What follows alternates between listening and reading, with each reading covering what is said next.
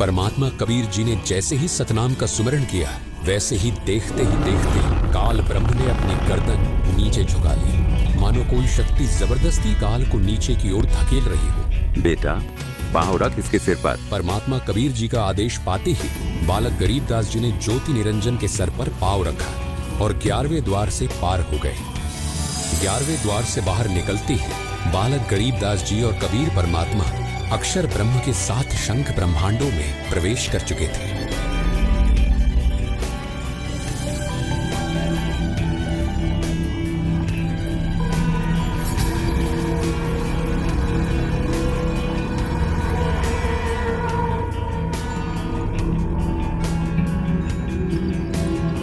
ये मेरे लोक में कौन आ गए?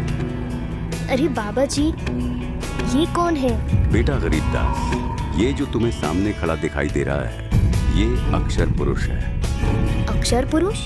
हाँ बेटा, अक्षर पुरुष, जिसका वर्णन गीता अध्याय 15 के श्लोक 16 में भी किया गया है। ये ही वो अक्षर पुरुष है जिसको परमात्मा ने 7 शंख ब्रह्मांड दिए हैं।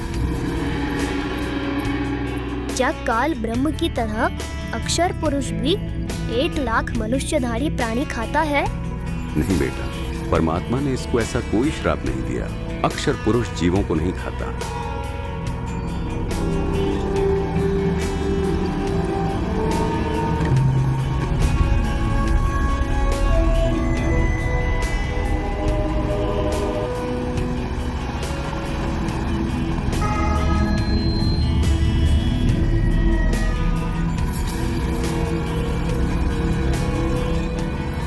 लगता है कि ये स्वयं परमात्मा ही आए हैं और अपनी किसी आत्मा को साथ लेकर आए हैं। हे परम शक्ति, आपके चरणों में मेरा कोटि कोटि दंडवत प्रणाम।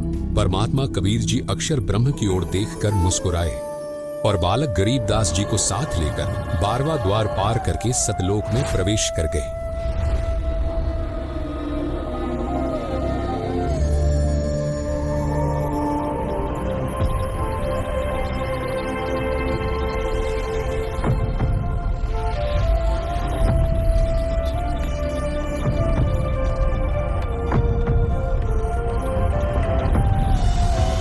बाबा जी, ये तो बहुत सुंदर लोक है।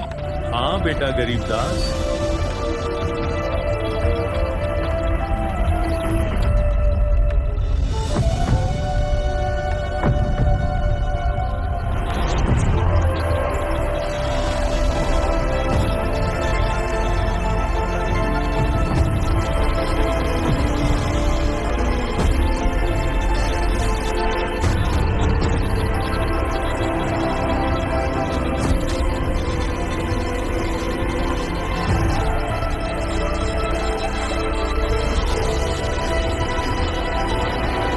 जी, ये तो हीरे के पहाड़ है ना? हाँ बेटा गरीबदास।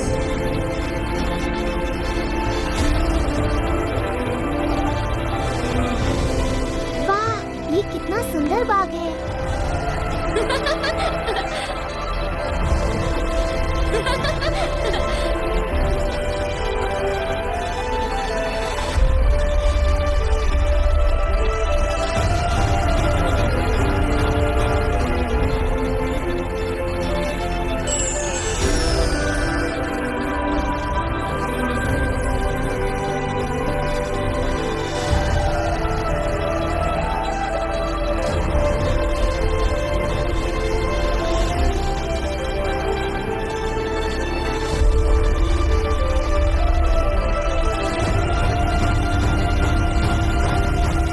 जिंदा बाबा ने बालक गरीबदास जी को पूरे सतलोक की सैर करवा दी थी और अंत में उन्हें सतलोक के उस स्थान पर ले गए जहां वे स्वयं पूर्ण परमात्मा रूप में विराजमान थे।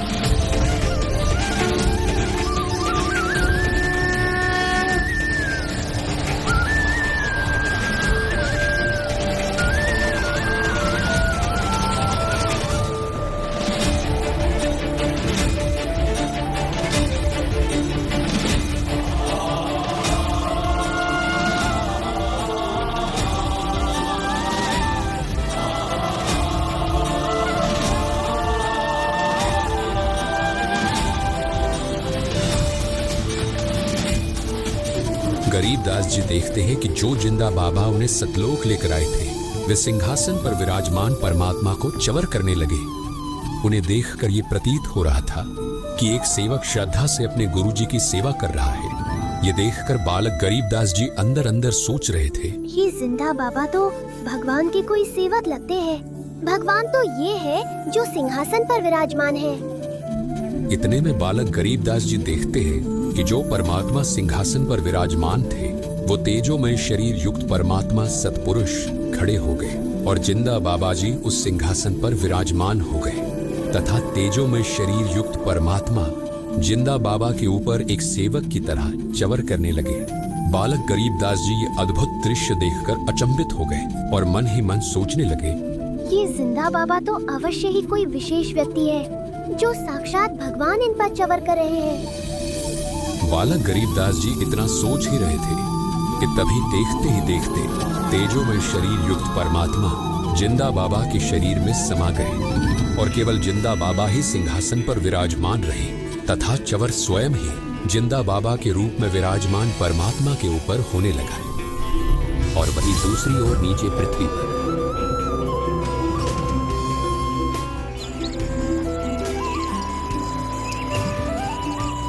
अरे भाई बहुत देर हो गई, अब गरीबों की बारी आ गई गाय घेरने की। हाँ भाई, गरीबों की बारी है। अरे ओ धर्मा, गरीबों को बुला, अब गाय घेरने की बारी उसकी है। हाँ बुलाता हूँ भाई।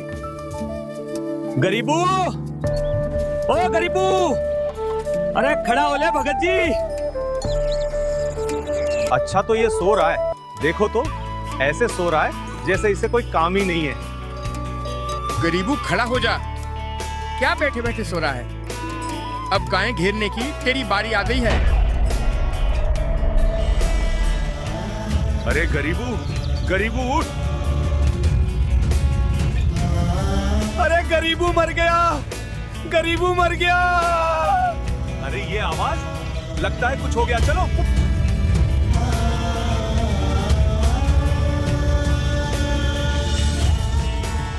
गरीबू, गरीबू उठ। अरे उठ गरीबू, अरे ये तो सच में मर गया। कोई गांव में जाकर गरीबू के माँ बाप को खबर दो, गरीबू मर गया है।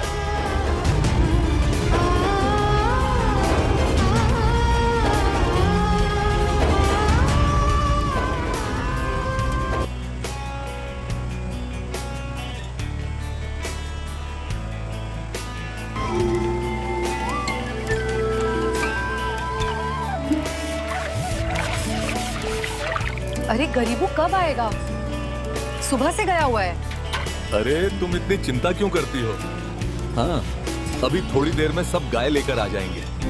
और हाँ, तुम ये सब बातें छोड़ो, गरीबू के लिए राबड़ी बना लो। गरीबू के लिए बनवा रहे हैं या अपने लिए?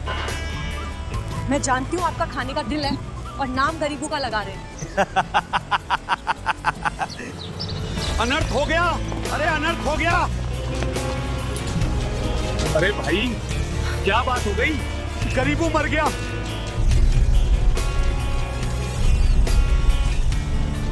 ये क्या बकवास कर रहे हो?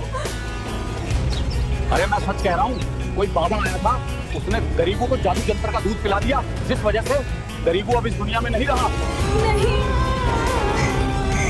मेरे गरीबू को कुछ नहीं हो सकता है।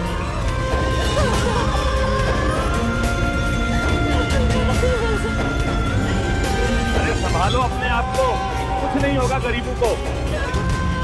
आप हमारे साथ जल्दी चलिए।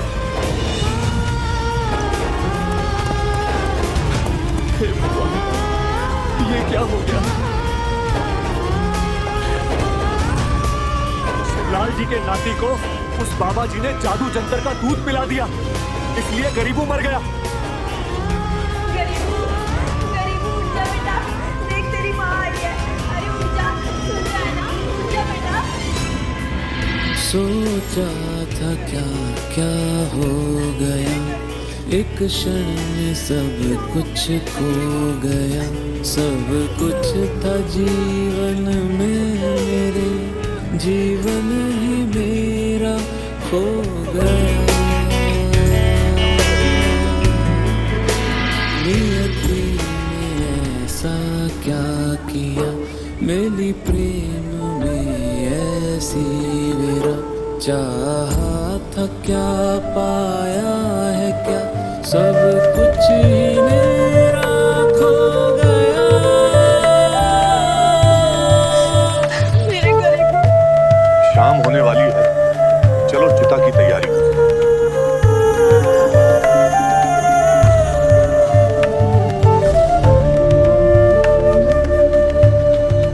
हे भगवान, तूने ये क्या किया?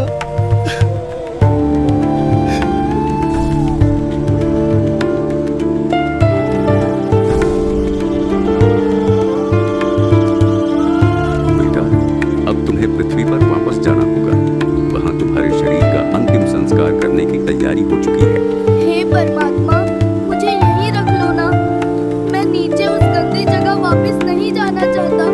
वहाँ लोग आपस में लड़ते हैं और एक दिन मर जाते हैं। बेटा गरीबदास, तुम्हारा नीचे जाना बहुत आवश्यक है। आने वाले समय में तुम ही मेरे गवाह बनोगे।